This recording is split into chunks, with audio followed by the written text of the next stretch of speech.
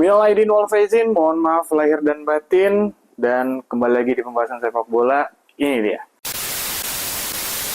Ya, back again with me in my channel Dave Revli, dan di Liga Mono juga pastinya seperti di awal tadi dulu bilang, minal aidin wal faizin, mohon maaf lahir dan batin. Sudah lewat bulan Ramadan atau bulan puasa kemarin ya, ditutup dengan Lebaran di tanggal 31 Maret.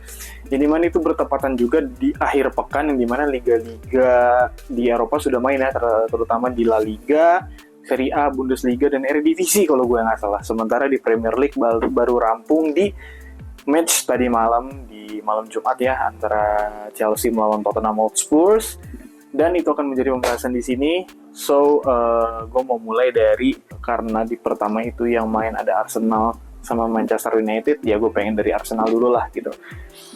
Ya, Arsenal menang 2-1, bermain cukup, ya Arsenal memainkan pemainannya ya gitu, tapi melawan Fulham cukup, gue bilang apa ya, ya Arsenal butuh berusaha lebih banyak lagi lah untuk bisa mengcrack pertahanan dari Fulham ya. Dan kalau gue nggak salah, gol dari Mikel Merino lagi itu terjadi setelah sebelum babak pertama beres ya gitu. Arsenal bisa mendapatkan 1 gol dari Mikel Merino. Terus setelah itu kembalinya juga Bukayo Saka, tetapi Arsenal kehilangan Gabriel ya di lini belakang, apalagi di minggu depan dia akan menghadapi Real Madrid. Jadi gue nggak tahu persiapannya akan gimana itu, karena di akhir pekan ini Premier League gak ada juga, jadi baru bisa ngelihat lagi Premier League di minggu depan gitu loh. Jadi ini yang menarik dari Arsenal, kehilangan Gabriel tapi kembalinya Bukayo Saka gitu loh. Lu bisa cetak gol tapi lini pertahanannya gimana nih gitu. Kembalinya Bukayo Saka juga bisa mencetak gol lagi, dan itu bagus banget untuk modalnya Bukayo Saka, nggak seperti Nicholas Jackson dan juga Madueke yang semalam debut lagi setelah cedera lama. Itu dari Derby London di match pembuka ya gitu. Next ada Manchester United. Ini kalau gue bilang MU mainnya gak jelek kok, maksudnya dia banyak create peluang ya, terutama di babak pertamanya udah banyak create peluang, apalagi di babak kedua gitu loh. Tapi yang mau gue highlight di match ini adalah angin yang didapatkan oleh Nottingham Forest ini udah terlalu bagus gitu loh. Dari awal musim, pertengahan musim sampai sekarang udah terlalu bagus. Jadi mereka sudah sangat-sangat terbiasa lah kalau gue bilang untuk menghadapi permainan yang seperti ini gitu loh. Mereka berani mengambil resiko untuk low block, dan mereka yakin bahwa low block mereka itu susah ditembus gitu loh, apalagi oleh tim-tim seperti MU yang lagi ngerangkak naik seperti keadaannya sekarang gitu loh. Jadi gue bilang MU lagi nggak jelek ya, finishingnya juga ya yang namanya kurang beruntung ya, beruntungnya udah diambil sama Nottingham Forest gitu loh. Jadi MU kurang luck aja kalau menurut gue gitu. Peluangnya banyak banget, 20 shot total, dan ya walaupun beberapa shot on targetnya gue lupa juga berapa, tapi at least MU tuh bisa create something lah gitu dari sisi permainannya mereka gitu. Karena sebelum lawan Nottingham Forest ini 7 pertandingan mereka nggak kalah secara 90 menit gitu. Memang di FA dia tersingkir oleh Fulham gitu, tapi secara 90 menit dia nggak kalah gitu loh. Dan itu 7 pertandingan terakhir MU nggak kalah. Jadi gue pikir ini modal yang bagus untuk melawan Nottingham Forest, mengingat di minggu depan nanti di malam Jumat MU akan menghadapi Lyon di leg pertama. Jadi ya we'll see what will happen in the next week. Ya, ini gue recordnya sebelum azan Isya ya kebetulan, jadi emang baru di record tadi. Next gue mau lanjut ke City dan juga Liverpool ya. Liverpool cukup seru, derby Merseyside. Gue pikir ini laga akan imbang gitu, seperti bermain di Goodison Park di Everton. Tapi semalam melihat berjalannya pertandingan, ya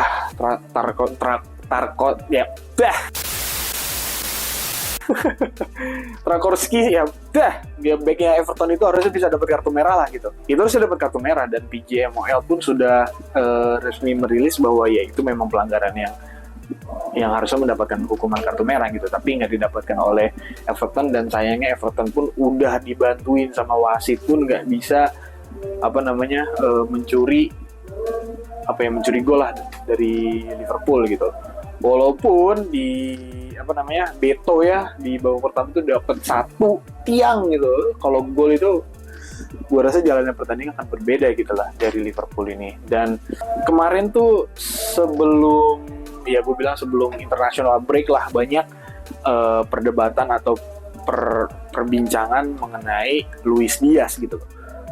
Gue berpendapat di sini bahwa Luis Diaz gue rasa udah mentok deh gitu loh. Maksudnya ya yang bisa ditampilkan oleh Luis Diaz udah di sampai sini nih gitu loh. Gue nggak bisa ngelihat Luis Diaz bisa lebih bagus lagi dari ini gitu loh. Kalau gue pribadi. Jadi untuk para fans Liverpool sorry to say ya, gue harus bilang bahwa ya ini pendapat gue pribadi ya, gue menilai Luis Diaz hanya cuma bisa sampai situ gitu loh, karena match by match gue nungguin apa yang bisa ditawarkan atau ditampilkan lebih dari seorang Luis Diaz gitu. Nah, hasilnya gitu-gitu aja gitu loh, nggak ada nilai tambah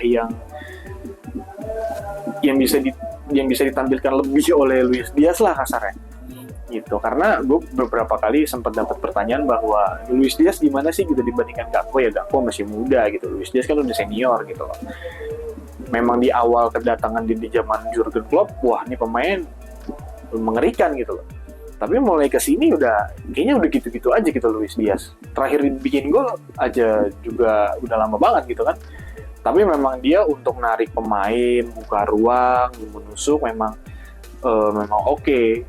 Tapi ya udah itu aja gitu loh, nggak ada nilai tambah lagi. Itulah kalau menurut gue dari penilaian Luis Diaz ya, karena semalam pun yang salah satu pemain yang gue sorotin pun ya si Luis Diaz gitu loh gitu. Tapi kalau untuk Manchester City sih, ini beralih ke City ya gitu ya, lawan Leicester udah berapa pertandingan nggak menang juga, jadi ya gue rasa ya City kalau nggak menang ya blow on aja sih gitu lah. Next ke match pamungkas itu ada Chelsea melawan Tottenham Hotspur ya. Gue belum lihat perubahan yang signifikan dari Chelsea.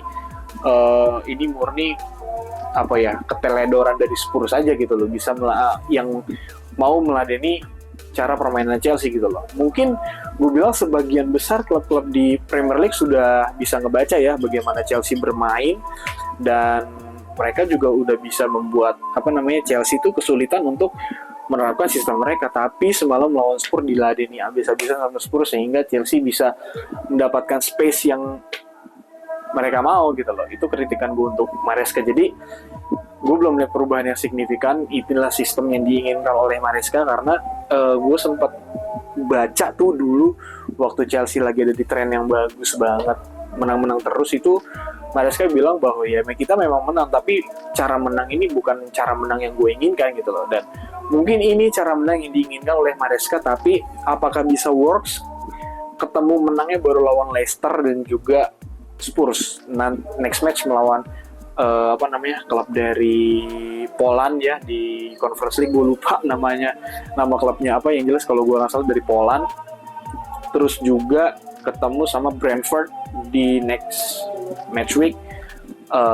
So we'll see bisa nggak berhasil nggak sistem ini diterapkan di sisa pertandingan di Premier League kali ini. Dan harusnya sih melihat kesempatan di Premier League di kancah kali ini, harusnya bisa berbuat banyak ya, dan semoga bisa dapat 5 slot dan salah satunya bisa dapatkan oleh Chelsea gitu.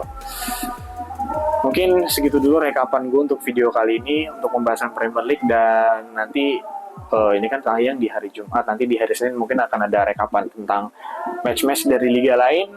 So segitu dulu. It's good to be back and see you on the next video. Bye bye guys, thank you.